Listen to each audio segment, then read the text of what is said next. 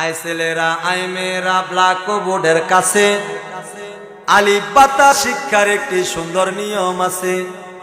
উপর থেকে চক ধরে নিচে দিলাম টান, কেমন সুন্দর আলিফ হইল দেখ রে ভাগ্যবান।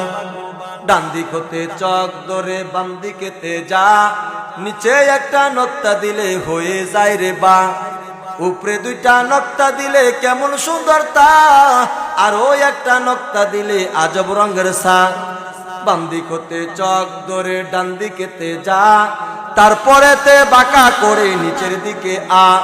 নক্তা দিলে জিম হবে বিনা নক্তায় হা, উপরে একটা নক্তা দিলে তার নাম খা।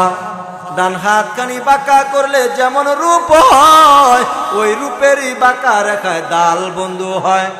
জাল বানাইতে মনে চায় চক হাতে নাও, শুধুমাত্র নক্তা একটি উপরে বসায় দাও।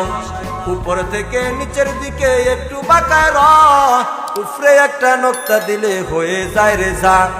তিনটি দন্ত পেটটি নিচে গোল করিলে সিন, উপরে তিনটা নক্তা দিলে তার নাম শিন। মাথা মোটা পেটটি নিচে গোল করিলে সদ, উপরে একটা নক্তা দিলে হয়ে যায় রে দদ। জোরে বলেন সুবহানাল্লাহ।